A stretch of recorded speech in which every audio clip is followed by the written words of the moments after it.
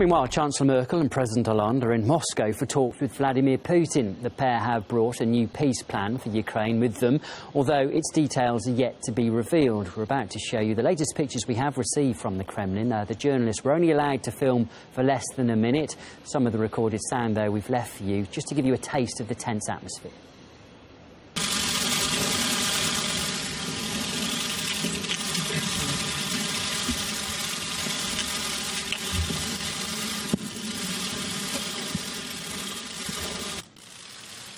It's been a busy few days of flying for the Chancellor, who, along with her French counterpart, touched down on a surprise visit to Kiev yesterday. RT's Matt Fraser has the details now on the much-anticipated meeting in Moscow.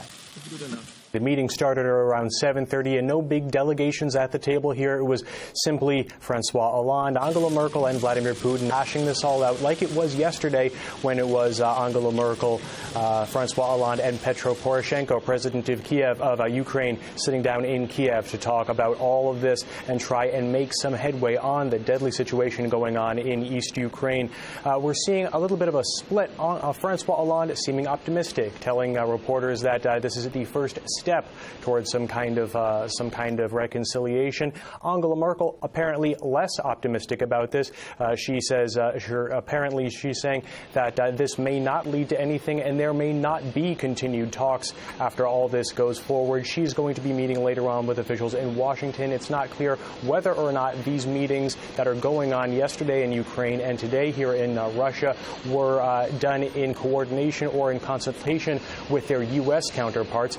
Later, Angela Merkel is going to be flying to Washington, apparently, to discuss this with them, or at the very least, it's going to be coming up at their meeting. Hopefully, we'll get some details soon. At this moment, everything is kept very much under wraps. And of course, we'll bring it to you live. And we are closely watching the events in central Moscow for you as Merkel, Hollande and Putin are meeting for talks over Ukraine. RT's Maria Fanoshna is right in the Kremlin at the moment, and you can follow her Twitter account of what's going on for all the latest developments. It's not clear whether Germany and France have coordinated their peace efforts with their allies across the Atlantic. French media reports claim the European leaders are going their own way this time, trying to beat a potential US plan to supply weapons to Ukraine. The idea was not welcomed by European defence ministers. Britain's Defence Secretary Michael Fallon said sending weapons to Ukraine would escalate the conflict, while his German colleague questioned how arms could possibly improve the situation. The French Defence Minister said earlier Paris has no intention of delivering weapons to Kiev. Well, for more on this, let's bring in political analyst Daniel Patrick Welch. He joins us now. Thanks very much for coming onto the programme this evening. Look, we've heard and we've seen European defence ministers warning against supplying weapons to Ukraine, but do you think that Washington will pay much attention to that? None whatsoever. Short answer. And I do think that there is some, obviously, at least consultation, if not coordination. They don't go their own way, or they haven't, certainly, until now. And I think that the appearance of a split is very helpful to the Western narrative because it provides the background, as if there are separate ways when they really are different prongs of the same war, which is a war basically directly against Russia. We're hearing at the moment also from the former chief of NATO. He warned recently that President Putin could attack the Baltic states just as a wider perspective. If we'll take a listen also to some other warnings that have come from the US and EU leaders about this. The situation in Ukraine is getting worse every day. As close friends and partners, the European Union and the United States need to continue standing shoulder to shoulder. Russia cannot be allowed to redraw the map of Europe, because that's exactly what they are doing.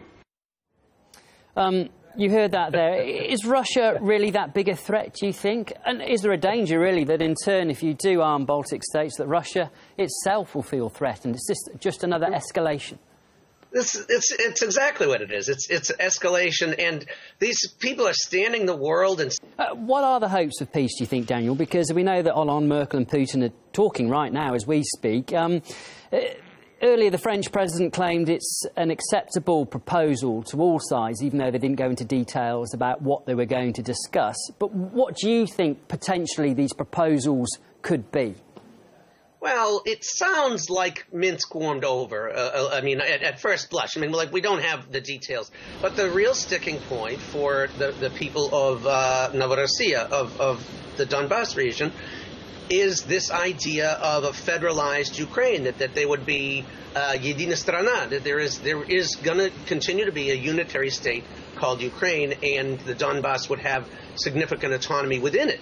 That, for people to bow to their killers, the victims and survivors of the Odessa massacre, of Mariupol, of the constant shelling of their cities and the bombing of their hospitals and churches and schools, are not. It's going to be very difficult to ask them to be part of that united Ukraine. And the promises of autonomy are very slippery indeed. Poroshenko, the chocolate king, will go and say one thing to his so-called Western partners, and then elsewhere in Ukraine will say there's no such thing. There will never be a federation. And so it's very difficult for people to trust the junta in Kiev. And just very briefly, Daniel, we're running out of time. Is this the last chance for peace, do you think, this meeting in Moscow at the moment? Well, I don't think anything is the last chance, but I think what you have here is what always leads to people getting their heads screwed on straight, and that is impending military failure, the encirclement of almost 8,000 fighters in the Debaltsevo pocket. And that's what brought them to the table, and that is what eventually is going to win the day, is military deterrence. OK, we have to leave it there, but thanks a lot for giving us your opinion on this. That was political analyst Daniel Patrick Welch. Thank you. Thanks for having me.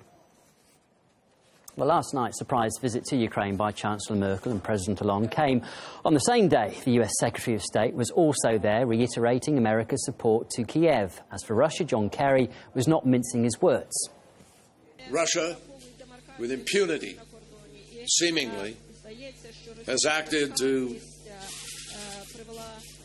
cross that border at will, with weapons, with personnel, with the instruments of death.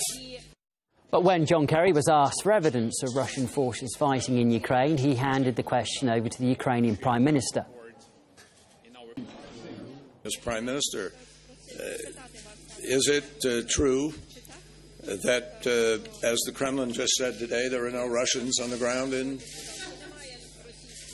It seems to me that the only country who strongly deny clear military Russian boots on the ground is Russian Federation and personally President Putin. If they need, I can give them my glasses. Well, Russia insists it's not part of the conflict in eastern Ukraine. Political analyst Chris Banbury thinks if the US did have clear and concise proof of Russian troops in the region, they would have made it public by now. There are Russian nationals involved in fighting with the People's Republic of Donetsk, but I don't think there's evidence that Russian forces have crossed the border or are interfering in the thing. And I think if there was any evidence, the Americans, who are obviously keeping this whole region under very tight surveillance, if they had that evidence, they'd have released that evidence immediately, because they are desperate to try and show that the Russians are the people to blame for this and that Vladimir Putin is the people to blame for this.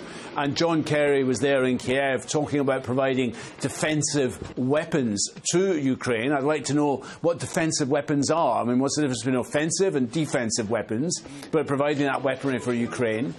And we're seeing a very confused situation, because welcoming the ceasefire, I welcome the arrival of Francois Hollande and Angela Merkel in both Kiev and Moscow.